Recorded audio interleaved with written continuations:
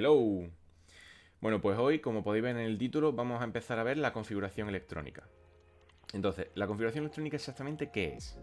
Pues es una forma de estudiar el comportamiento, la formación o la posición, la localización de los electrones en los átomos, ¿vale? Entonces, antes de nada hay que entender una serie de conceptos. Entonces vamos a empezar por el primero. Un átomo, todos sabemos ya a estas alturas que está formado por un núcleo y una corteza, ¿vale? En el núcleo tenemos los protones y los neutrones. Y en la corteza tenemos los electrones.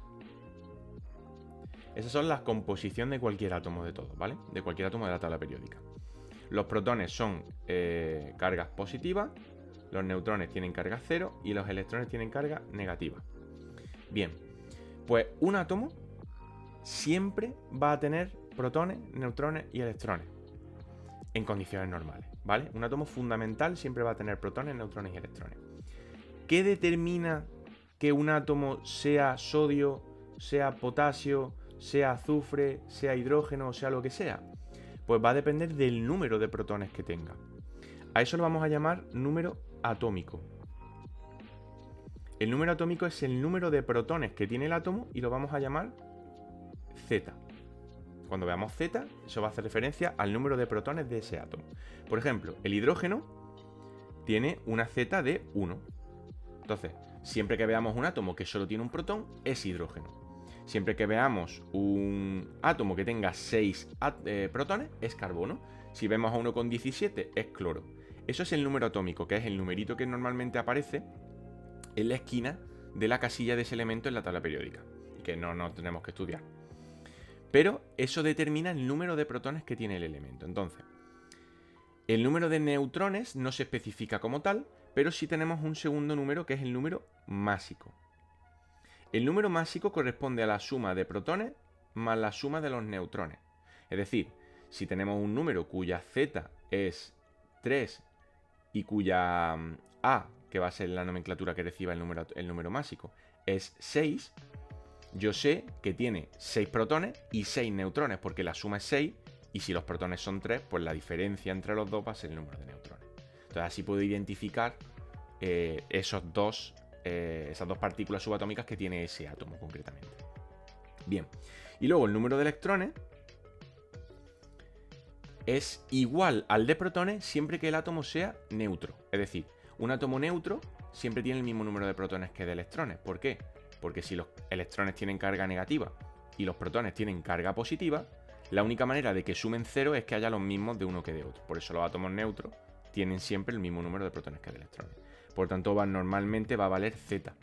O sea, este elemento de aquí, que hemos puesto de ejemplo, también va a tener 3 electrones, porque tenía 3 protones.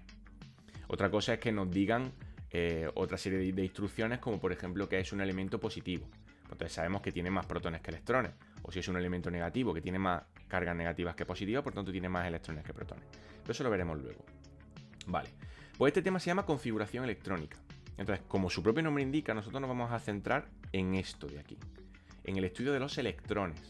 Estas dos partes, la parte del núcleo, simplemente nos va a dar información sobre cómo podemos averiguar datos sobre los electrones, pero no nos van a interesar como tal.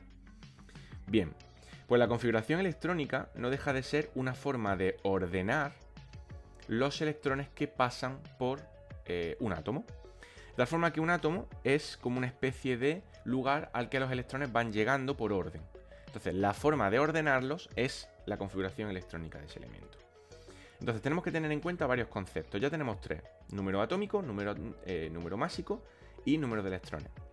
Otro concepto es el concepto de orbital.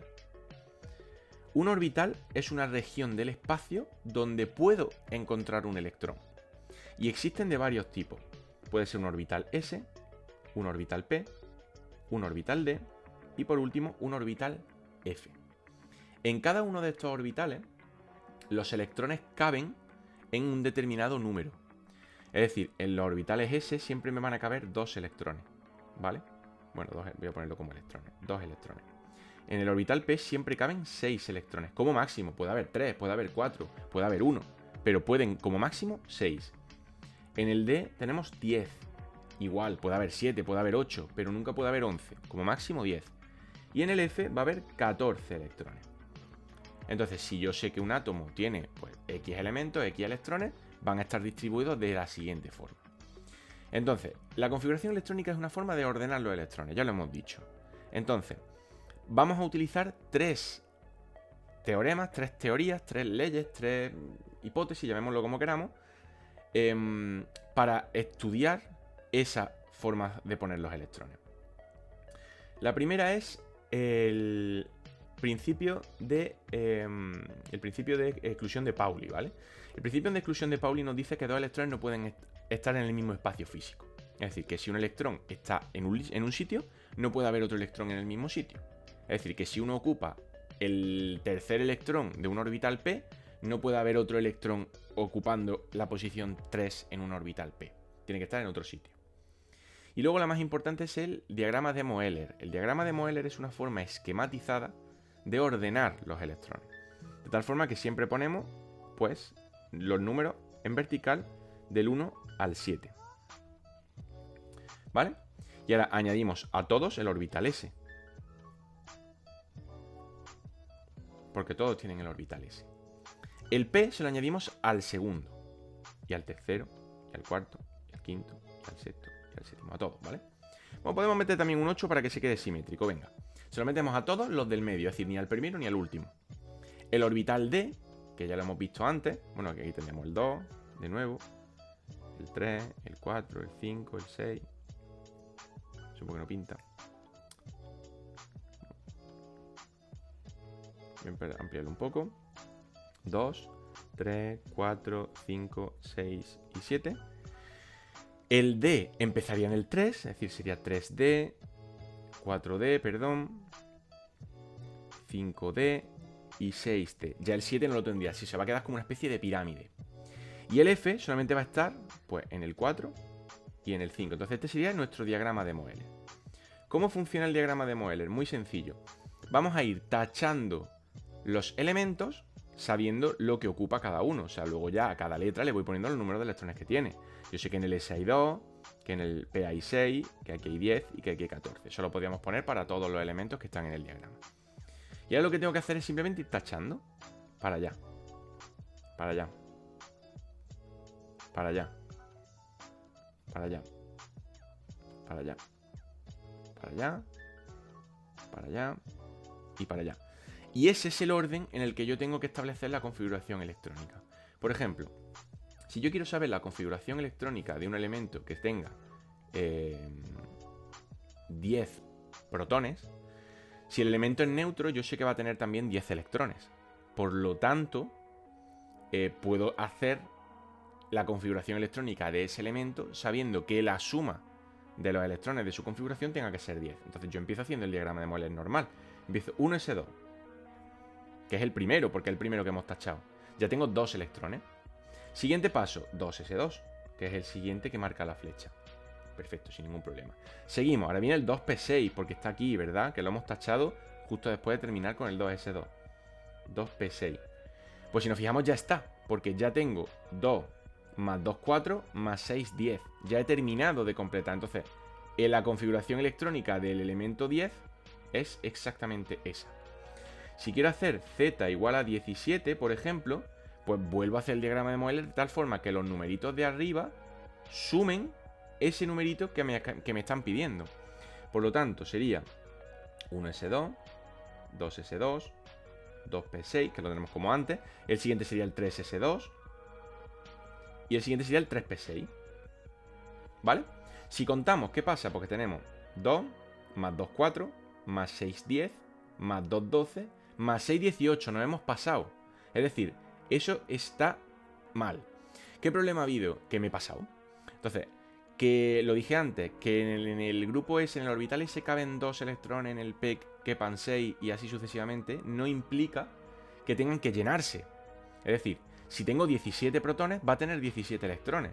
Pues no tengo que meter 18, es decir, en el último de todos, no tengo que poner el 6, puedo poner un 5 sin ningún tipo de problema.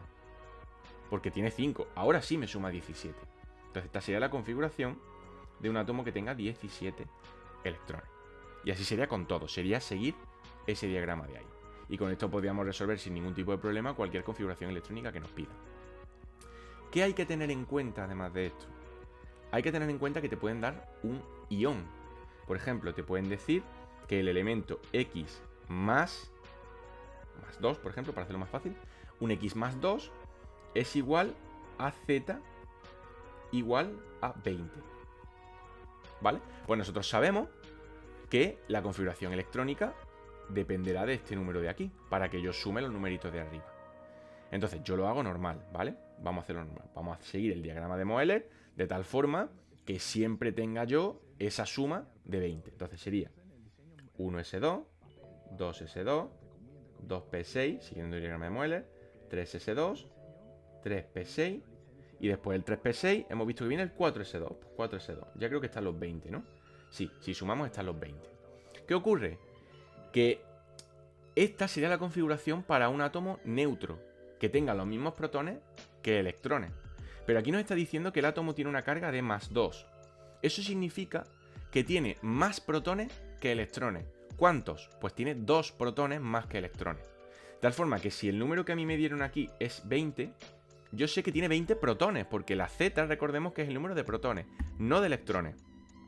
Si sé que tiene 2 protones más que electrones, ¿cuántos electrones va a tener? Pues 2 menos. Ha perdido 2 electrones, es decir, electrones va a tener 18. Entonces, la configuración electrónica la tenemos que hacer como si tuviera 18, que es lo que tiene. Entonces, la que hemos hecho está incorrecta. La última parte, estos 2 del final, no habría que contarlos. Si contamos ahora, tenemos 2, 4, 10, 12 y 18. Ahora sí tiene 18. Aunque aquí ponga 20.